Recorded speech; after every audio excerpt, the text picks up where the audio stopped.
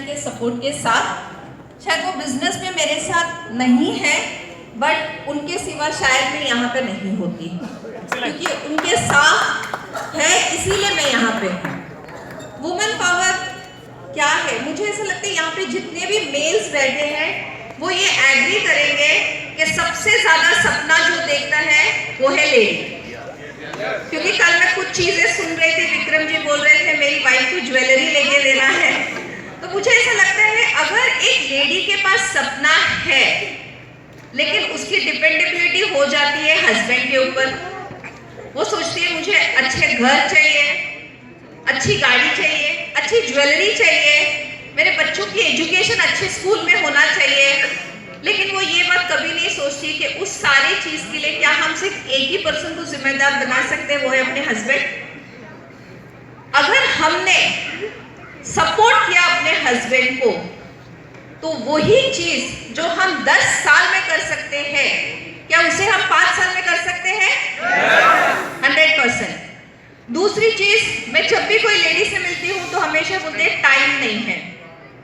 आज मैं जब घर से निकलती हूँ, घर का सारा काम इन द सेंस, बाकी जैसे सर बोलते हैं वॉशिंग वगैरह वो तो हमको सर्वेंट को रख दिया है, बट खाना बनाने से लेके इवन मेरे हस्बैंड को मॉर्निंग में मैं 2 व्हीलर में ड्रॉप करने जाती हूँ, वापस आती हूँ, खाना बनाती हूँ और 11:30 बजे मैं प्लान दिखाने जाती हूँ, 1:30 तक मैं घर आ जाती हूँ, बेटी को खाना देती है, 2 बजे फिर प्लान दिखाने जाती है, उसके बीच में शाम की तैयारियां करके जाती है थोड़ा बहुत, और बाद में 7:30 to 8 बजे के अंदर फिर से घर पे आ जाती है, और 8 बजे से लेके 9:30 तक लीडर से मैं बात करती है। मैं एक ही चीज नहीं करती है, मैं किटी पार्टीज नहीं करती हूँ, मैं टीवी नहीं देखती हूँ ज्यादा, क्योंकि मेरे सपने बहुत ज्यादा बड़े हैं। जब मैंने ये बिजनेस ज्वाइन किया था, वेलनेस मेरे लिए बहुत नया फील्ड है, क्योंकि मैं एक ब्यूटी इंडस्ट्री से बिलोंग करती हूँ, तो सिर्फ कॉस्मेटिक के बारे में जानती थी।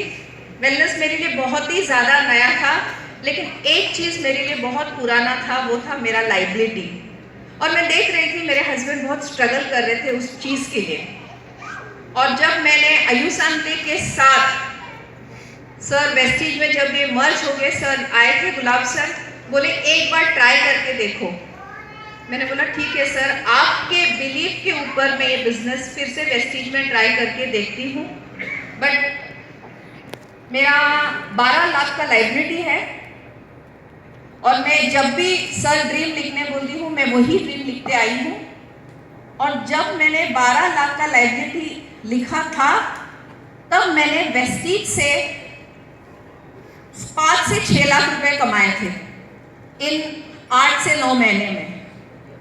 बट लास्ट फ्राइडे मैं यहाँ से आने के पहले मेरे लाइफ में एक ऐसा इंसिडेंट हुआ, क्या मेरी सिस्टर को अचानक एक माइल्ड अटैक आ गया और हमें तुरंत फोर्टिस में एडमिट करना पड़ा, और वही जो 5 लाख मैंने जमा किए थे उसमें से मुझे 2 लाख रुपए में 1 लाख रुपए उन्हें देना पड़ा।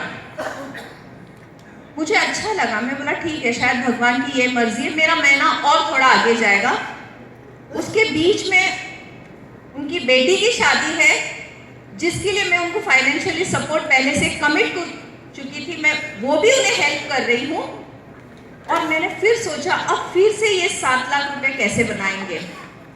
बट मैं एक मेरी जहाँ पे मेरी वॉलड्रॉफ है वहाँ पे मैंने लिख के रखा है, December 25 my liability is over, December 26 मैं गोवा जा रही हूँ और 1 को मैं वापस आ रही हूँ।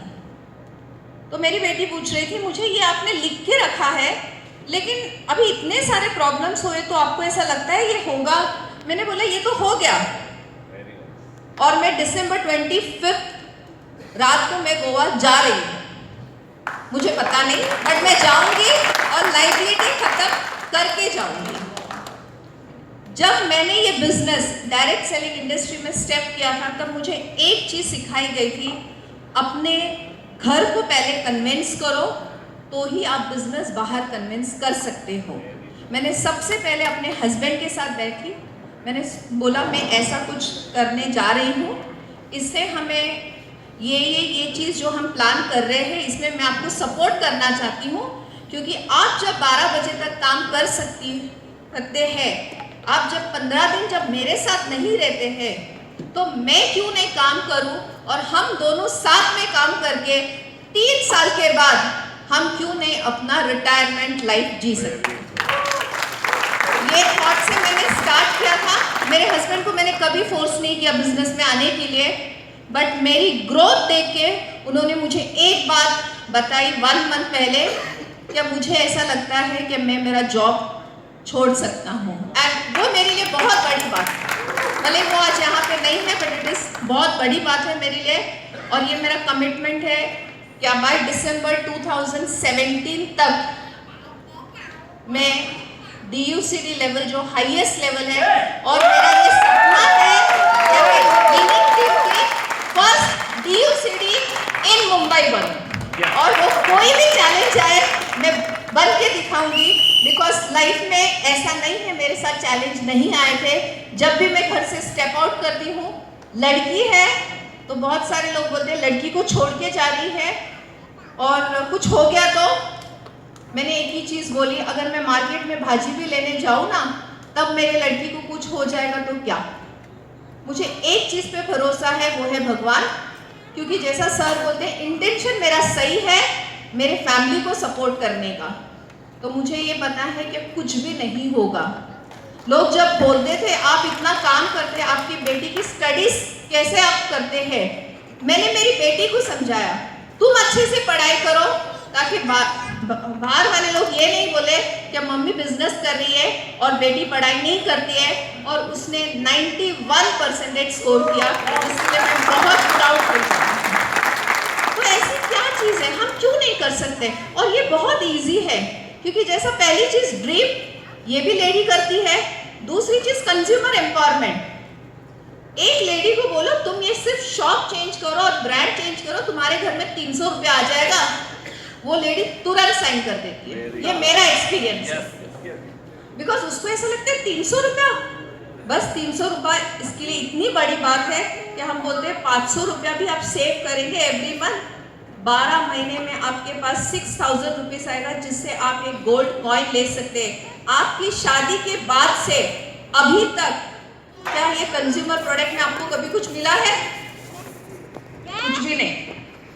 दूसरी चीज हमें क्यों कन्विंस करनी है, क्योंकि हम लोगों के घर में उनके सपने पूरे करने जा रहे हैं, तो हम उन्हें क्यों कन्विंस करना चाहिए। ट्रेनिंग मस्ट, क्योंकि मेरे टीम में जो ट्रेनिंग अटेंड नहीं करते उनके साथ मैं काम नहीं करती, क्योंकि मुझे ये इसलिए जरूरी है, क्योंकि अगर हम ट्रेनिंग अटेंड नहीं करेंगे तो हम आगे कैसे जाएंगे, कितने दिन वो लीडर मेरे पे डिपेंड रहेगा। तो हमारे यहाँ पे CNT हम कंपलसरी अटेंड करते हैं, VIP जो ऑफिस का होता है वो अटेंड करते हैं, VLC अटेंड करते हैं। अभी 21 को दीपक सूद की मीटिंग थी, जिसमें हमें एक भी टिकट्स नहीं मिला था, एक भी टिकट्स नहीं। बट आने से पहले मैंने राजीव जो हमारे वहाँ के रीजनल सेल्स मैनेजर है उनको बोला था मुझे 40 टिकट्स चाहिए। मेरे पास 70 लोग हैं, बट एटलीस्ट मेरे लीडर्स और 17% अटेंड करना चाहिए, और उन्होंने 40 टिकट्स की अरेंजमेंट की। उस मीटिंग में मैं नहीं हूँ, क्योंकि उसी दिन मेरी सिस्टर की बेटी की शादी है, लेकिन 40 लोगों में वो पूरे लीडर्स में वो टिकट गए, क्योंकि जब तक हम मीटिंग नहीं अटेंड करेंगे, जब तक हम नहीं सीखेंगे, हम दूसरों को या अपने टीम में क्या सिखाएंगे। गुलाब सर बहुत दूर रहते हैं, अर्चना मैम दिल्ली रहती है, बट एक ही चीज़ है कि अगर मुझे सक्सेस होना है तो मुझे मेरे मेंटर्स के गाइडलाइंस के साथ मुझे रोज आगे बढ़ना है। Thank you very much and thank you sir, and very sir Sandhya ma'am, thank you.